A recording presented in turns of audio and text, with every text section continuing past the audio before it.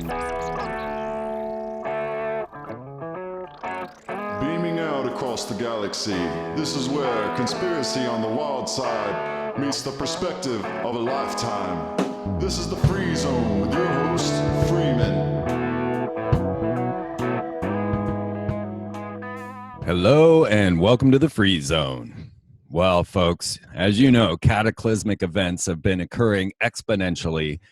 Mammals dying out of the ocean, fish coming up dead, birds dropping from the sky, mysterious meteors unacknowledged crashing into military bases, 42,000-year-old worms brought up out of the permafrost of Siberia, brought back to life, and of course the Space Force rising to the surface. All of these things compile in a message that is telling us that we are getting out of control, moving into a dystopia, an idea that maybe had been outlined in this history or fantasy of Atlantis. I mean, as the Space Force rises, we watch the shutdown of the Columbia Endeavor for the discovery of Atlantis, our space shuttle system, right? Columbia Endeavor, Atlantis. You know, this is the new Atlantis, as the esotericists and the Masons and all have described, to create this new seeming utopia. But what happened to Atlantis back in that time? What caused the fall? Why did they crash into the ocean? We're moving into a new world now where AI is taking over. You can jump into your magic leap augmented reality and start having a look around as your space fence comes in and takes over your world. The Russians are ready to say, screw you, America. You can fly your own ships to the International Space Station. Meanwhile, Mike Pence and Donald Trump are standing firm on bringing forward this Space Force.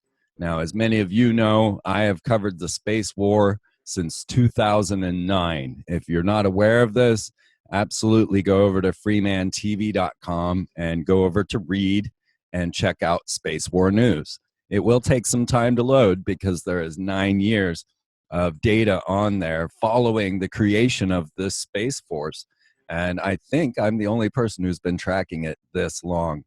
So we are moving into what we were all hoping is a utopia as we move into a higher civilized state, right? As the universe moves on and we're coming forward. But yet at the same time, it appears that humans are becoming bio-robots and are being trapped into a satanic system run deep by this computer network that is all around us, even in our atmosphere. So tonight, we are going to talk with Harald Kautz, and it's going to be an amazing discussion as we start looking into this puzzle in this picture, digging deep into Atlantis and even getting into how the state of being is now. Now, Harald and I have been following this story for a long time, and we remember the early days of chemtrails when barium was falling to the ground, and so were birds all around us. So I can't wait to have this discussion as we start to dig into how and why this is all going on with Harald Kautz. His website, timeloopsolutions.com. You want to check that out and get deeper into all of this story, because there's way too much to be covered on a program like this, but I know you're going to enjoy this conversation. Harald, welcome to the Free Zone. Hello. Is it good day, America? Should be around noon at your place, I guess. Well, we are broadcasting Saturday night, 8 p.m. Eastern, as always. Okay. So yeah, okay. We keep that. We're recording. Okay. Shh. So, good evening. Don't let out my secrets. Yeah, no, it's all good. We got to get these things done when we can get them done, so that the conversation can be good. And who wants to give up their Saturday night every night, right? Yeah. 13 years I've been doing this, Harald. Every Saturday night, 8 p.m. for 13 years. Can you believe that? That's a long time. It blows my mind. I remember how many times I thought, how will I keep going? I remember the second season of the television show going, there's no way I could keep doing this. And here I am 13 years later. Like, oh my God. So, on a little bit of a side note, I started to dig in last week, and this is something that I've been off and on and practicing, and this is a veganism. I had a guest on last week that was talking about how our true covenant with God is really through not taking the free will of any other creature, and therefore veganism really was the standard for where we should be as human beings and finding light.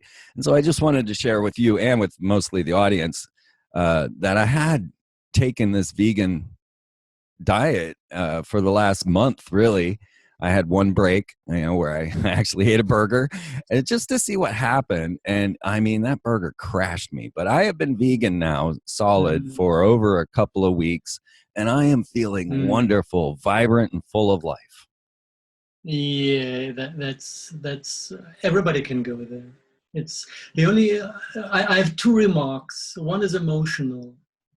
My girlfriend always says, I do not eat anything that has a face, which is very much for me to the core of the emotional reason. Because eating something that has a face, you feel what you do, if you just take that sentence. And the other thing is, if you go vegan, go organic, biological as well, because the supermarket food doesn't have enough nutrients to keep you alive if you go vegetarian or vegan. So you need basically whole food. You need something that has the nutrients you need. And most of this addiction to meat is coming from the bad quality of veggies we get in the supermarkets. Because then, of course, your body is screaming, I'm starving, give me something serious. And then you have this stupid experience that meat is the rescue thing to have. And then you're back into the addiction again. So if you do it, do both. Go not only vegan or vegetarian, but also bio. And then you will not miss anything, from my experience. Yeah, I'm even working on growing all my own food. Yeah, but take a greenhouse to protect it, because the stuff coming down from the sky is not letting much survive, at least not in Germany. We had a 90% loss in my garden this year, and it's getting worse every year. We just decided to open a couple of greenhouses to protect us. That just happened the other day, actually. Had everything, it seemed as if something had dropped from the sky in the rain and burnt everything. Yeah, you get these little brownish dots first, and then the fungus goes in, or you have a day of a heavy chemtrailing, and then the piezo crystals turn the sunlight that is already filtered by ozone, and actually it doesn't have UVB and UVC, but these stupid particles upconvert and create UVC in the lower atmosphere. And then you get sunburned within 10 minutes. And if you had like a new row of salad out there, it dies within a day. The worst measurement, some people do it regularly every day. I think the worst one I heard of was 1,400% UVC. And that is the cancerous thing. 1,400%, like getting sunburned 14 times quicker than would be normal. Well, I remember the early days of chemtrails back in, when was it, 1995, somewhere around there. Even before that, in the Middle East, in the Gulf War, they had announced that they were laying these trails over the Middle East in order to use barium to track insurgents. Now, that was the first time I had seen a grid pattern. It was a satellite image for the Gulf War. Then we announced, we're going to let NATO foreign forces fly over America now. And next thing I know, we have chemtrails over the American skies. Now, for me, this started around 1996. And yeah, correct. I remember my first chemtrails because I grew up in Orlando, and I used to watch the Columbia Endeavor for the discovery of Atlantis space shuttles launch all the time. And when I saw my first chemtrails, there were two that had formed a big X, obviously, in the sky. And I'm sitting there thinking to myself, wait a minute, rockets don't cross paths, But this was the only thing I had for such a trail in the sky was a rocket launch. Then, 10 years passes. There's plenty to talk about during that 10 years of the barium falling to the sky, people with flu-like symptoms, all the things that happened in the first days when they didn't seem to have this stuff correct. And then now we talk to people, we point them to in the sky and they say, oh, well, you know, that's always been there. I mean, talk about a biorobot. That's crazy.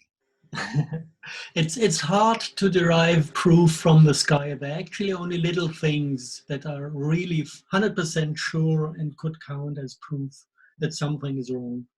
And it's like your observation that it starts on a certain day. Like I remember a friend living in Croatia. Croatia joined NATO Partnership for Peace. And next day, the Croatian sky was full of trains. Kind of by aligning it with a historic date of signing a contract. There you can see, okay, this was the contract and here we go in the sky. That is one thing. And the other one where you can clearly see that something is wrong is if you have a rather hazy day, but no real clouds, and then you go to the evening hours and you come to sunset, then you will see that actually the stripes in front of the sun are still maintained because the particles photoionize. They absorb sunlight, eject electrons, and then the charged particles attract vapor to form these hazy, cloudy things. And if you look to the night end of the sky, it's the complete opposite, that you have a fully clear star sky and no haze at all, which means over there it's dark enough and the particles don't photoionize. So there's no vapor in the air. This is kind of a clear proof that it's not water on carbon dust, because carbon dust does not photoionize. And the third thing that you sometimes can see, if you have very long trails, then you have a fraction of heavy particles that falls out of the trail and forms clouds that look a little bit more grayish than the trail itself. So you can see that at least you have two fractions. One is heavier, one is lighter, one stays in the original trail, and one falls out to create that more chemical layer in these chemically looking clouds. This is what for me is observable and would count as absolute proof that something is not natural. But it's only details, small details. If you want to really go into scientific proof, it's better to grab a microscope and look at the particles and the chemicals that are available in the raindrops. Then you can make signs and make a picture of what is raining down from the sky, what is in there as aerosols that rain down with the droplets. And it's actually the only thing that leads to real answers. If you take a microscope and make electro-optic analysis of the particles and chemical analysis of the chemicals found in the rain and the air samples. Yeah, I mean, it's bizarre. This should have been proven long ago. Certainly, we've had many experts coming forward about all of this, but without a chemtrail pilot to talk to, it seems like everybody just writes it off. But I remember clearly in the first days of chemtrails, I mean, this is something I lived through, I experienced. I've actually had 2 times. Now, this is crazy for me. Like, I feel like, and we're going to get into this, that my spiritual body puts me in particular places for particular reasons and things. Like, I have some strange purpose on this planet that I'm not completely aware of. So I ended up in Kansas City, and thousands of birds dropped dead over my head all over Kansas City. They had a major news break about it. It lasted about 5 seconds. They said, could have been poison, and just left it at that. They never even showed the dead birds. And then they went on to a 15-minute tirade about the dangers of a squirrel. I'm not lying, right? And then the same thing happened in Texas, Austin, Texas. Thousands of birds dropped out of the sky. I'm there, right? So now I've had 2 occurrences of these birds dropping dead around me, already dead, coming to the ground. And then on top of this, back in the beginnings of chemtrails, this spider webs type substance was coming down to the ground as if they didn't quite have their consistencies correct yet or something. They, you know, it seemed like later these things stopped, but this spider web like substance would come down and it would cover everything. And then people, myself included, would touch it, and suddenly everybody had flu-like symptoms. Now, again, the news announced we have a flu-like symptom epidemic. There is no virus, but everybody has the symptoms. And they just left it at that. Now, a lot of this is creating those biorobots. Yeah, I can give you a precise explanation for the first one, the animals dropping dead. It was not only birds, it was also, I don't know, I think fish populations dying off at the same time. And Yeah, definitely some of the that. sea mammal dying. And if you want to understand what's happening, you've got this accumulation of piezo crystals in the lung debris, the air we are breathing. So there are shitloads of electro-optical active particles in your lung tissue. They found that with some examinations of Gulf War soldiers that had these piezo crystals as well in the lung. It's the only occasion where they were mentioned explicitly. And if you apply high voltage electromagnetic fields on these particles, they heat up. And if you apply enough of this energy, and this is HARP technology, up concentrating microwave radiation in a sky that functions as a set of mirrors and lenses so that you can direct radiation. In the military jargon, it's called horizontal drift plasma antennas and columnar focal lenses built out of smart dust to refocus radiation. So you basically have got a mirror cabinet in the sky that has the ability to redirect and up concentrate every type of microwave radiation to certain points to function as a defensive system against ballistic rockets, for example, or up concentrating energies to the amount to create a nuclear weapon like explosion at a certain point, like creating scalar potentials that ignite the air or do whatever. I don't know what's happening at such high concentrations. Or you can just up concentrate this electromagnetic microwaves onto the lung of a beam. And then you immediately create like 10,000 degrees around the piezo crystals, like for the rocket shield technology. 10,000 degree air temperature is what they need to melt an incoming rocket. So actually all the liquids in your lung tissue just vaporize. And I remember the people who examined these dead birds said all their lungs looked like being treated with a baseball thing, like beaten up to death. So Yes. this is this type of vapor explosion that is destroying the tissue from inside. And this is also for individual assassinations. So they don't like anybody. As far as I know, it's not official yet, or not official. It's not allowed for those entities to use this as a weapon against single people. I haven't heard about any casualties. But as far as I know, they tested all these weapons during the last Gulf War. One of the purposes to start the war is testing this new set of possibilities connected to smart dust and chemtrailing. Yeah, absolutely. It's getting bizarre, and they're getting us all involved with this whole war machine. I mean, our entire civilization as it is today spawns from the war machine.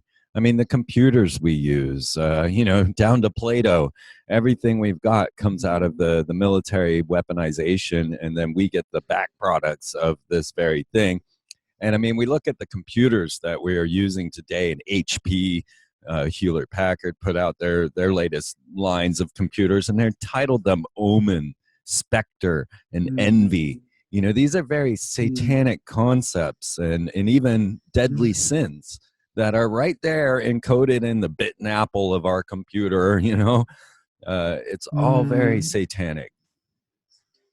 Yeah, the cube is in most of the software companies, they run on cubes as symbol for Saturn, also one of their ancient, most important symbols for satanic cultures. Also But very the most, Freemasonic. yeah, also Yeah. the most, or the thing that most of the people can't see from the normal human perspective is that this entire zoo of technologies actually is not something that now is invented as the technological realm. It is basically a copy of the true nature of a species on the planet.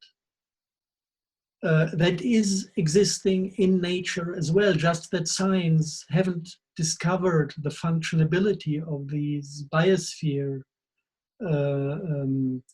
organizational structures yet. We did it the other way around. We looked at transhumanism and the way they do it in this satanic sphere of mind control and influence and taking over collective aspects of the minds. And then we could, by understanding the technology, actually point to and find how nature does it in the normal way. So if you look at a normal planet, you've got the Earth type black goo that is actually the living spirit of the planet, or hosting the living spirit of the planet. And then you have loads of crystalline memory. If a crystal grows within the crust of the planet, every layer of stone that is built on top of this crystal basically freezes the moment, the quality of the moment, together with a kind of a registry of space-time density in the moment it is frozen. And if you have a crystal that is slowly grown over thousands of years, and you take your spirit and basically adjust the space-time density of your own spirit, you can read out every single layer of the crystal. This is how basically nature is creating our perception of past.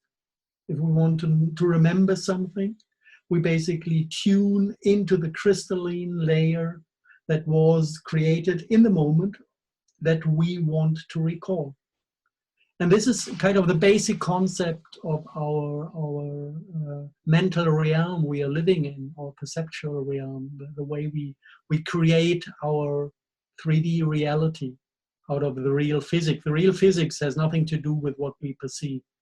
We basically have the abilities to create a 3D realm, which is connected to the quality of certain crystals that process gravomagnetic waves, electromagnetic waves, and scalar waves that all stand in rectangular relationships on each other, creating a 3D. And this is our consciousness field of reality that we create within the crystals in our body. It's magnetite, calcite, and apatite as nanocrystals in the body. And once you understood this concept of how human consciousness is working on crystal technology or biotechnology, if you want so, you realize that whatever is raining down from the chemtrails is a precise copy of that system. We've got the alien black goo, and then we've got the barium strontium titanate instead of the apatite, and so on and so forth.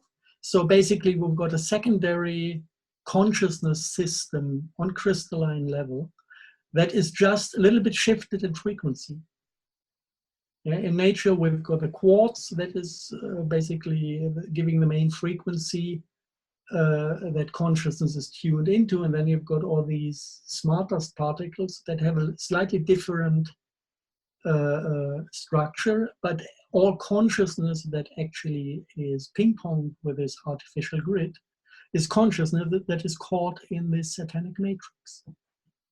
And this is basically, it's not like starting to understand slowly what technology is and what biology is. If you really want to find the core functionality of both nature and matrix, you just need to look where it's equal and just shift a little bit in frequency. But the concept is the same. And then it gets scary, because then you realize that actually the entire computer technology is hosting that satanic realm on its back end, on the scalability of chip technology. So we are building something that is pulling us into a fake reality that has the destination to self-destruct. to self-destroy. And this is what we basically willingly and happily do, go from wearable to implantable and all the way down transhumanism as it's basically laid out by the big companies like Google, Microsoft. And we just take this little addictive advantage that these technologies give us, like being accessible on the model, which is it's just pure stress at the end of the day to have this device ringing all the time. I dropped it again because it's just too harassing. But we're doing this for kind of the little profit we get on a daily basis, and the long-term result basically going down into a collective consciousness that definitely by definition and all rules of internal development is aimed at self-destruction. I think that price is a bit high. I think you are correct. Yeah. And let me add a few ideas to that, just to give the folks some ideas of this crystal power. Certainly we have the story of Gene Roddenberry, the creator of Star Trek, going into seance with people like the Astors and other the elite bloodlines and channeling a group known as the Nine. And then, of course, Roddenberry comes back and starts showing us this crystal computer technology in the Star Trek series. They have their dilithium crystals and they have their crystal computer systems. And that started to implant that very thought into people's minds. Now, guys, if you don't realize this, how important this is to the American government and many other governments, but I can talk about the American government, they sent a man named Nicholas Roerich, who is a famous guru. And Nicholas Roerich was paid by the American government to go to Tibet carrying some strange little sarcophagus that seemed to glow. He has many paintings of this, and you can see them all there on freemantv.com. And he was paid by the American government to go to Tibet and go into these ancient crystalline caverns and meet there with the inner earth people or whoever it was in Tibet that he was meeting with, paid for by the American government. But he painted these paintings of being in these giant quartz crystals scenarios with these people, and you can see all of that. And then Nicholas Roerich, this man who was paid, is the very man who convinced Wallace to put the pyramid on the dollar bill. So, you know, if you don't think this guy is connected, then you better start thinking again. Now, we have other layers of this where the story of the Ark of the Covenant, where many reported early on that there was a crystalline structure that was put inside of this perfectly created electromagnetic conductor built of gold and acacia wood, and you would put these things into this, and it became a weapon of mass destruction. According to the Bible and all historical statements on the Ark of the Covenant, it was used as a weapon of mass destruction by putting these crystalline structures into a golden acacia box that was a perfect electromagnetic device. I see that very much connected to the geometry of the pyramids. If you, Edgar Cayce did one channeling on Atlantis. It just came as a side effect of an already long afternoon, and then suddenly started to express himself about how Atlantis was organized. And he said actually it was all surrounding the culture of having triangular and rectangular pyramids with crystals inside that followed the shape of the pyramid. So you had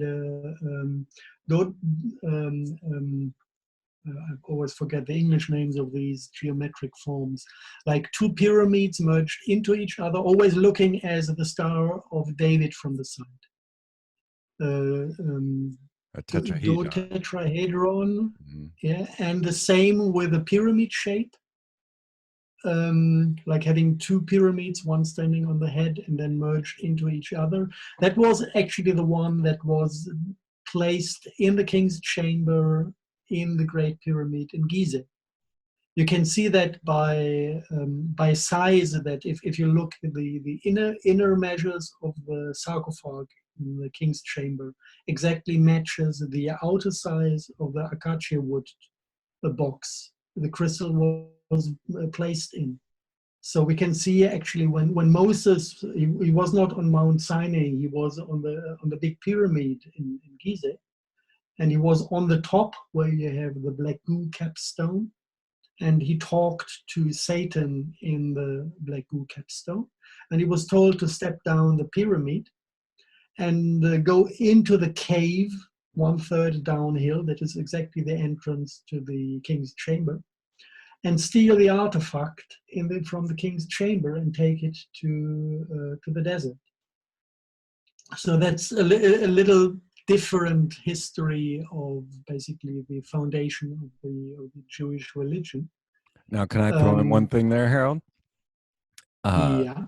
Because there was a cardinal in Ethiopia who announced that he did have the Ark of the Covenant, the real Ark. And as we know, the Falashas, the black Jews of Ethiopia, actually have replicas of the Ark of the Covenant that they bring out every ceremony to do this. And one cardinal was claiming that he had the legitimate Ark of the Covenant and that he needed to go speak with the Pope and tell him that he was going to announce to the world that they had the actual Ark.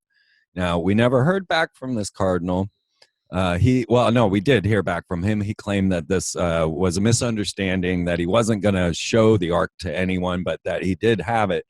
And as soon as this is occurring, we get this strange, now I follow code. I believe the secret societies like the Freemasons are sending code through specific titles and things of that nature. So at that moment, they announced the piracy of the Sirius Star, which was a ship in the Gulf of Yemen.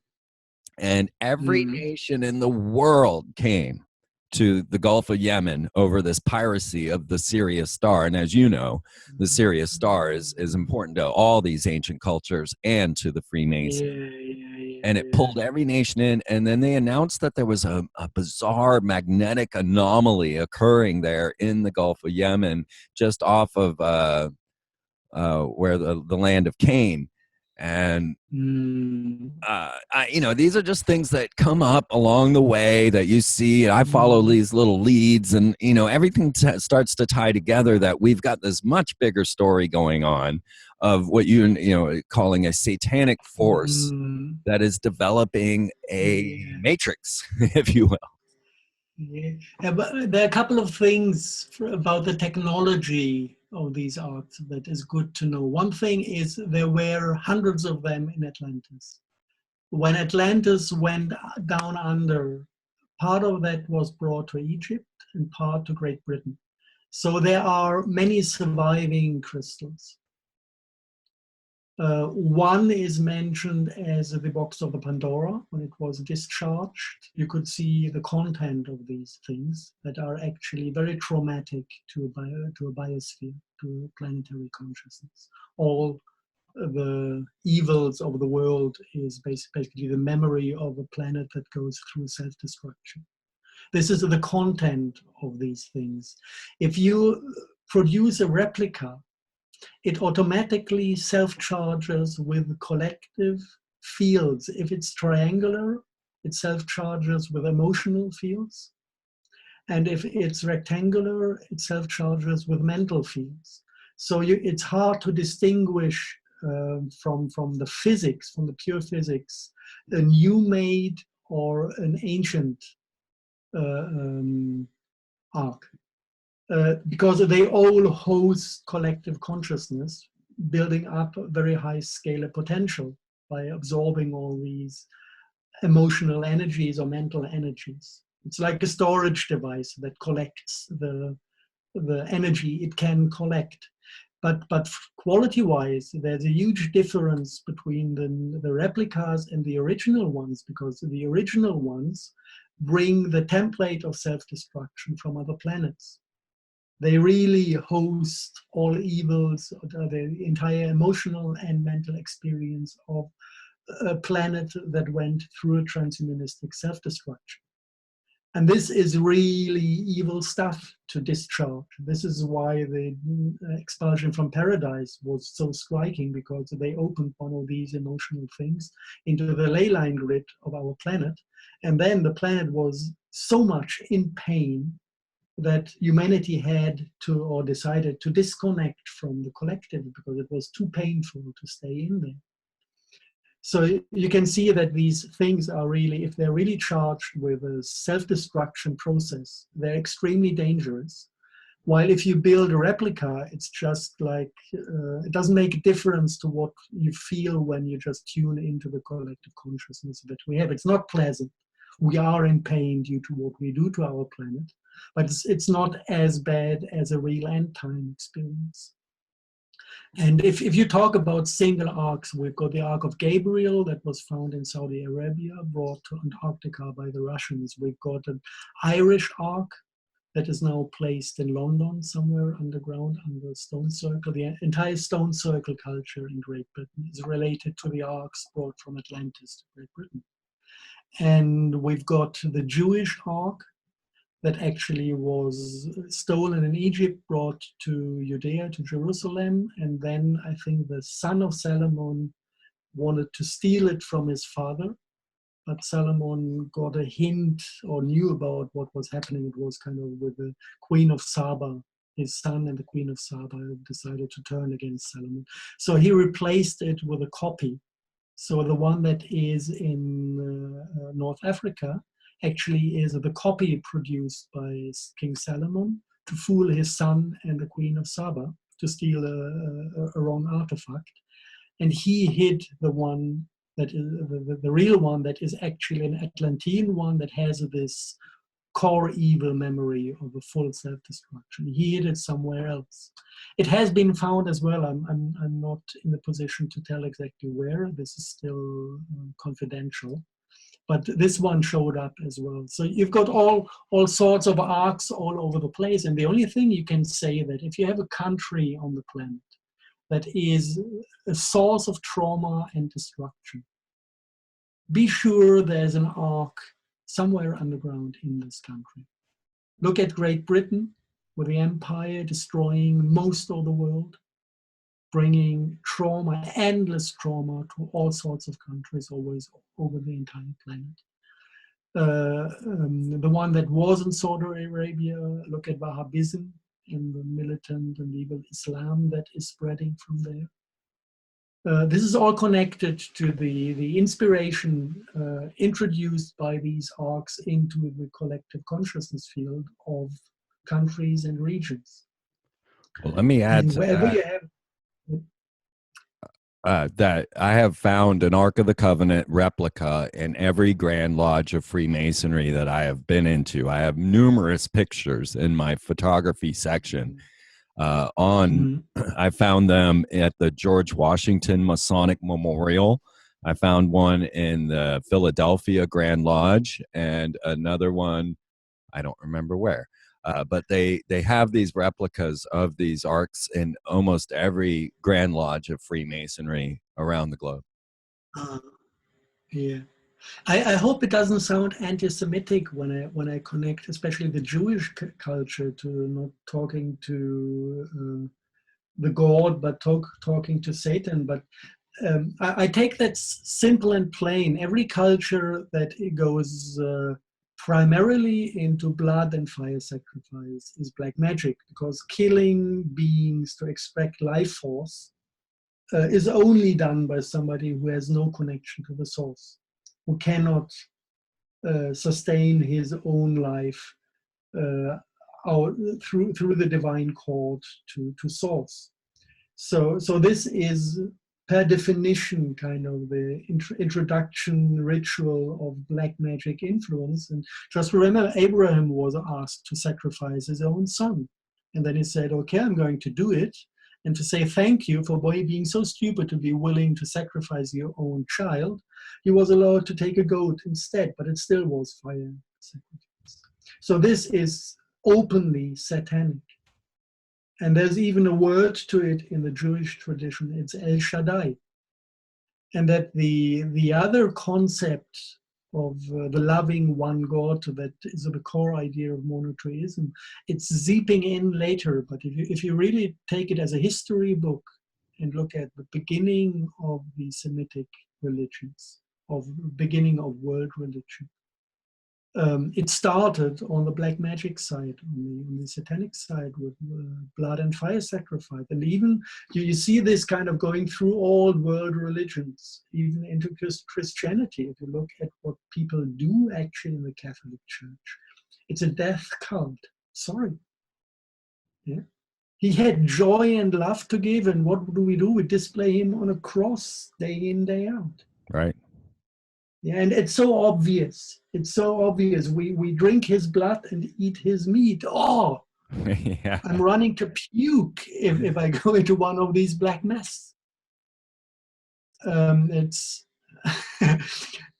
and this is something. Maybe it's a good point to jump into matrix consciousness from there, because most of the people do that and have the feeling that this is completely normal.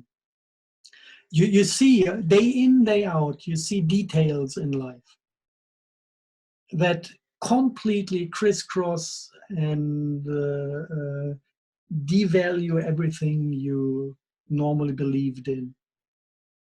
And people don't get it.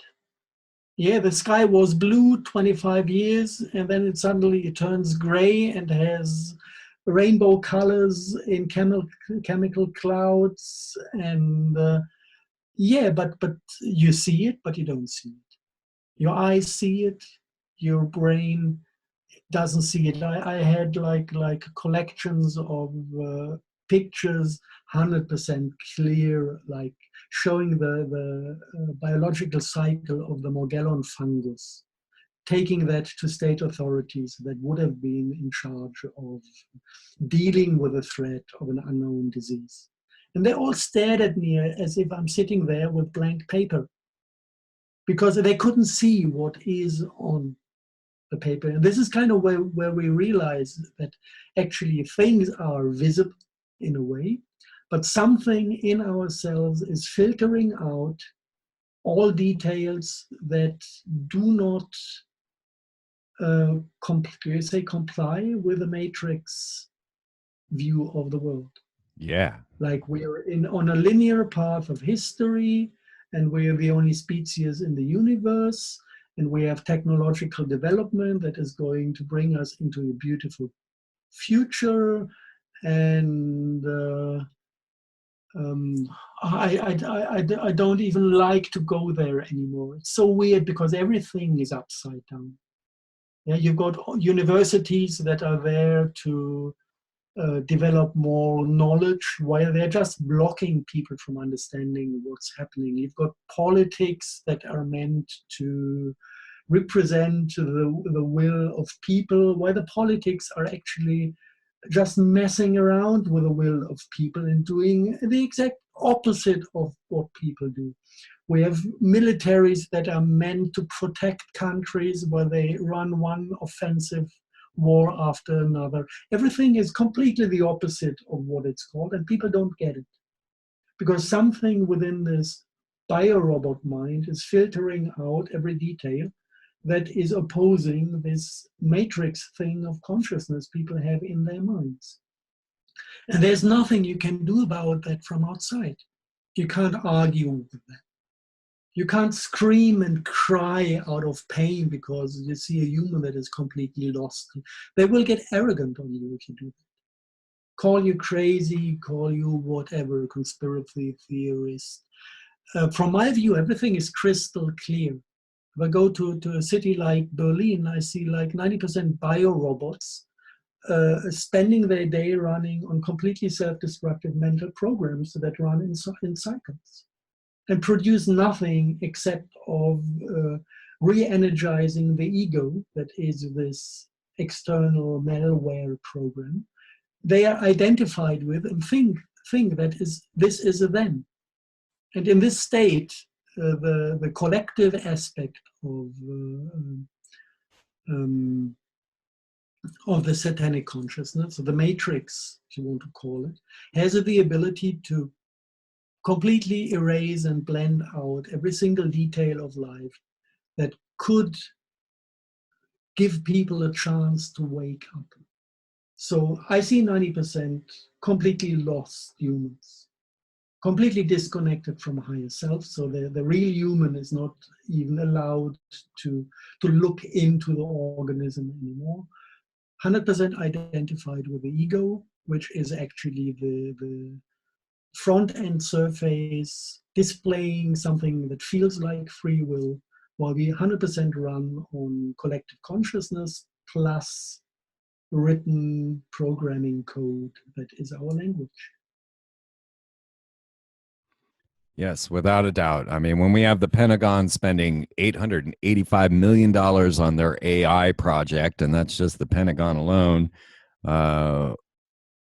you can clearly see that this is a dominant force, something coming in to control everything, and it's usurping all the natural talents of humanity.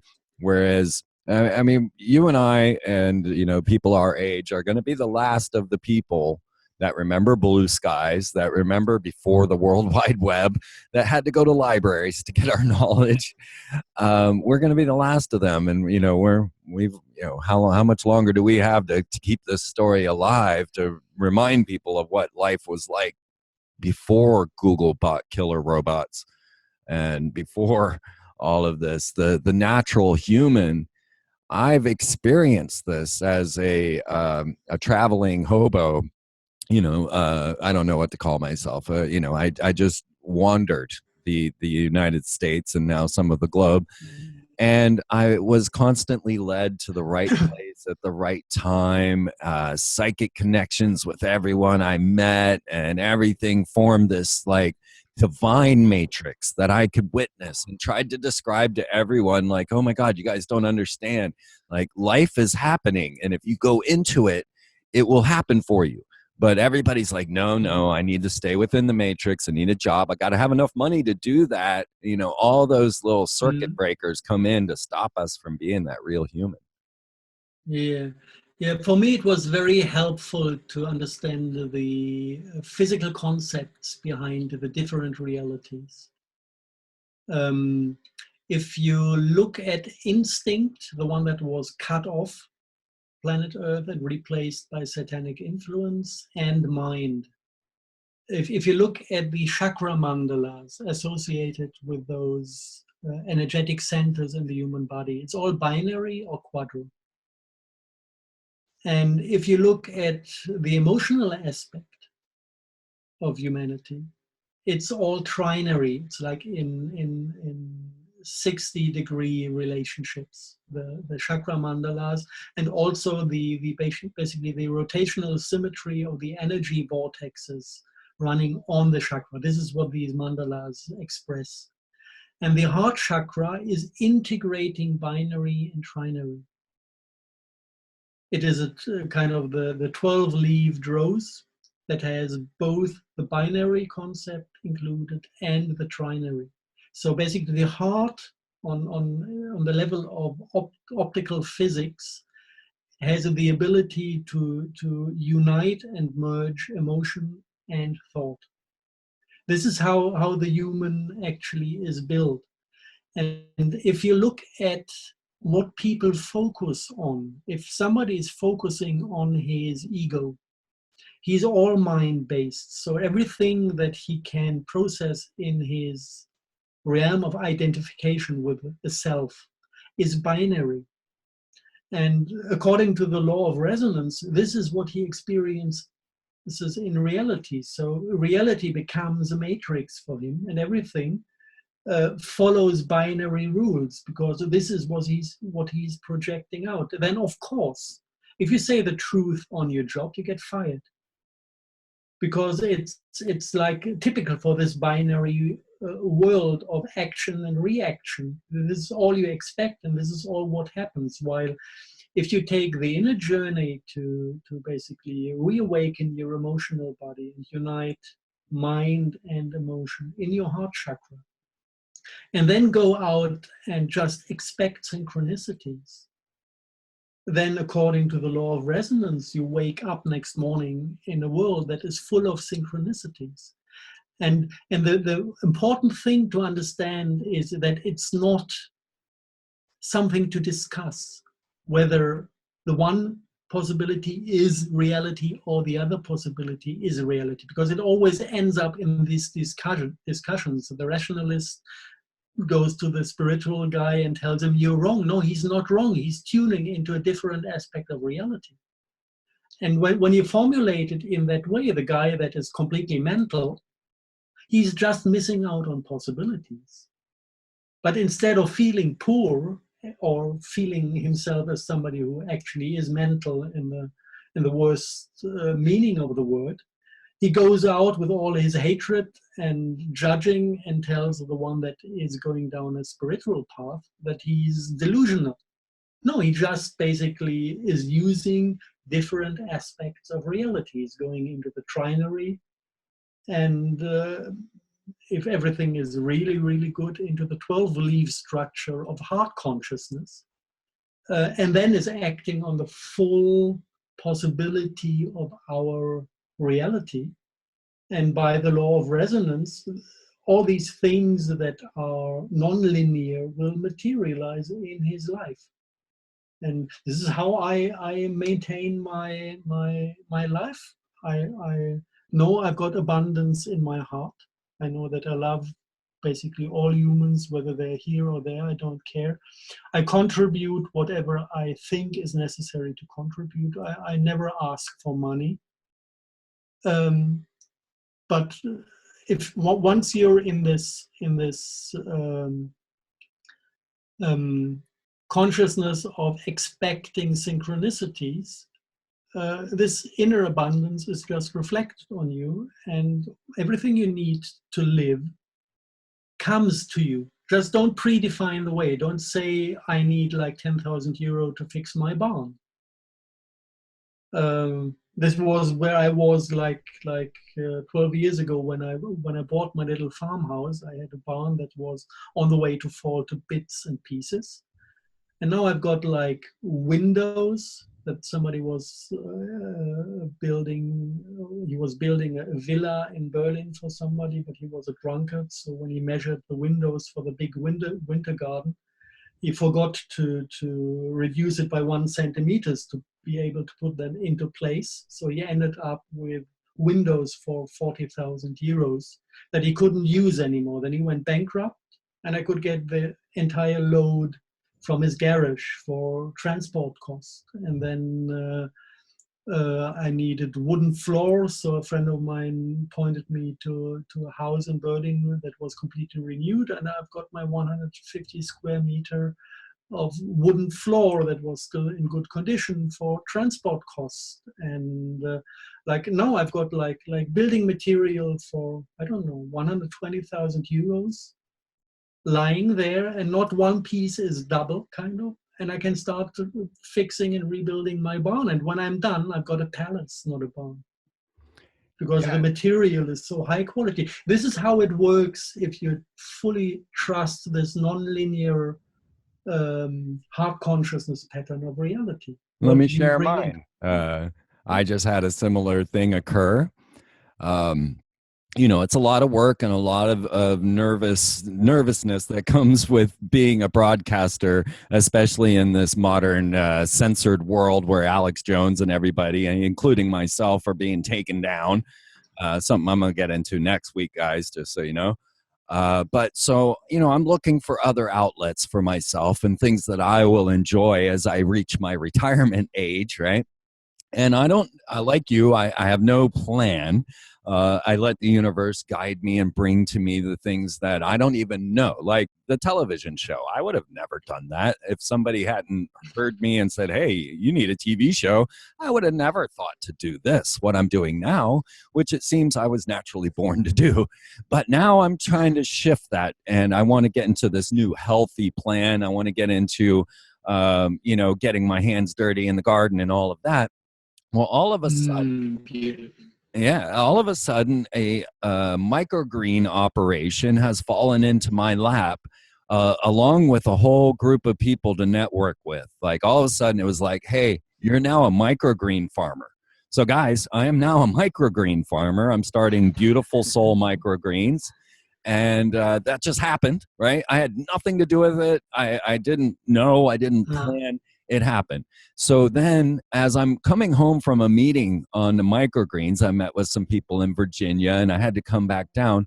I met with an old guest of the show, Brandon Powell, who is brother of Randy Powell, who does all the Vortex mathematics. You guys might remember him, but not you, the listeners. But Brandon Powell is working with the character Wim Hof. And I don't know if you or the audience is familiar with Wim Hof, but he's the superhuman, well known for walking up Mount Everest in shorts and flip-flops. This guy can bury himself in ice, just come right out. No, I mean, this guy is superhuman, right? And he's training people on how to be superhuman.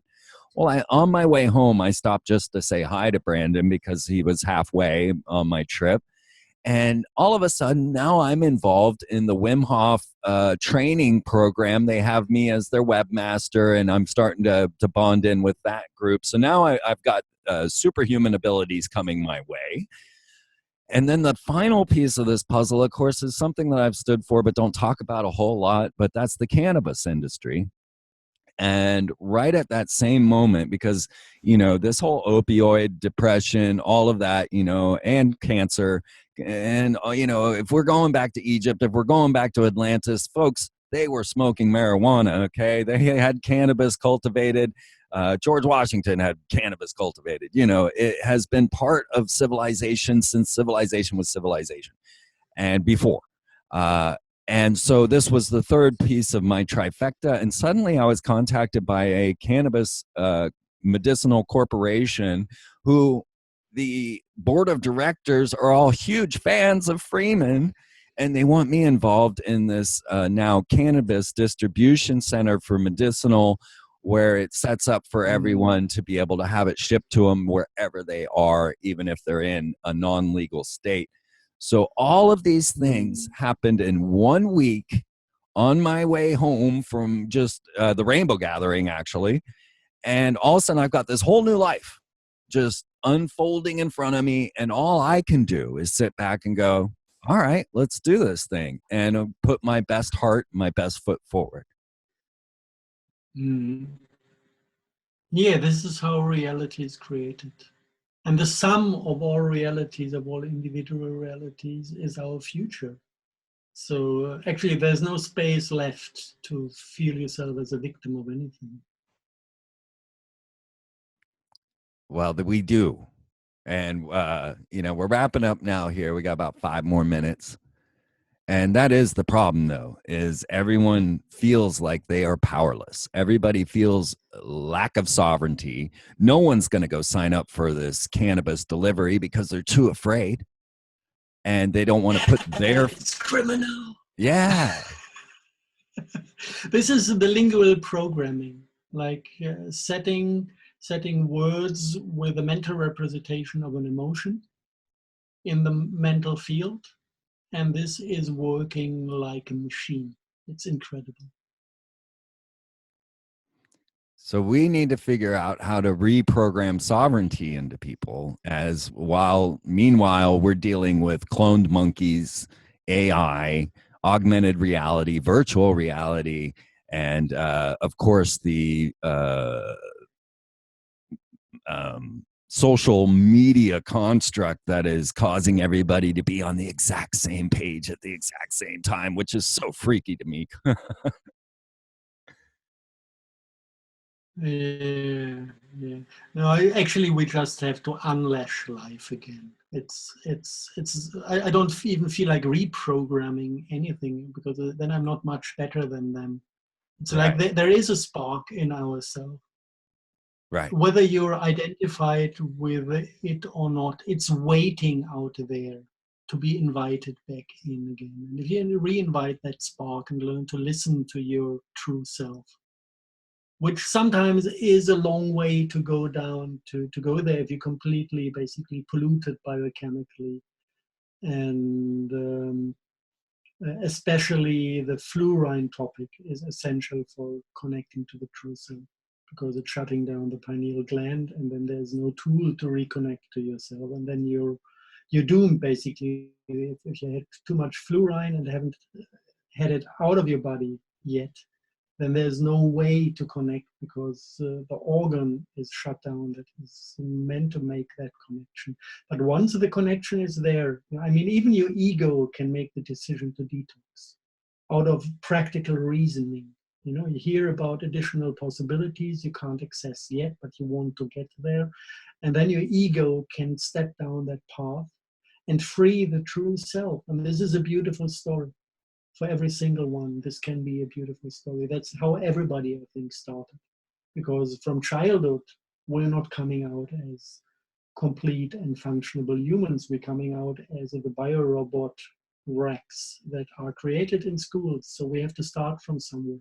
But still, even the ego can decide, maybe listening to this very, very low voice coming from the heart that we call conscience. That tells us what is wrong and what is right. And then you can start from there and set free. And once this true self is set free, once your creativity, your inspiration, your joy is flowing again, it's an explosion. It doesn't need any reprogramming, and it's self-propelling in a way. Yeah.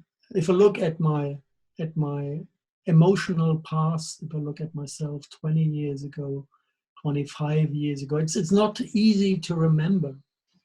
But I remember what music I listened to back then. Right. And by re-listening to the music that you loved at times, I just have to realize, oh God, I was a completely depressive. There was not a single spark of life in myself, and still I kind of did it to go down that path of bringing my back into a shape to be able to wake up to my true nature in a way. And it's all about detoxing. It's all about self-observation and making decisions so that everything that is ugly has to stop. And you don't need to be in opposition of this. You just need to go in the right direction instead of fighting what you're against, right? I mean, isn't that kind of... Exactly. Yeah. So are you a biorobot, folks? All right, you know, do you... No, we are not. We are not biorobots. I know that we here are definitely outside of the biorobot field. We feel like outsiders. We're definitely trying to find our way on a planet that has disassociated with us. And, you know, just realize, as Harald had said, that what you expect happens. And if you are focused on these negative terms, you're focused inside this language barrier, which Harald and I will get into in the second hour, then you are bound in this matrix and you will not escape. But if you allow yourself and don't plan, move without fear, fear is the mind killer, as it said, and allow the universe to unfold before you, you will find that you are in a divine matrix, the one that is meant to establish life here on planet Earth. And you will clearly see how to save Atlantis, because it will be more than obvious for anyone and everyone listening. So I hope that you have gained a lot from this discussion. We're going to get deep into more into the second hour. So please get over to freemantv.com and subscribe. Keep us going, because as you can see, they're taking everybody down. And to get more of Harald Kautz, head over to timeloopsolutions.com and lock in, start to get some of this data that will help release you from this mental prison, this robotic society. We can easily escape with your heart mind. And we will be right back, folks.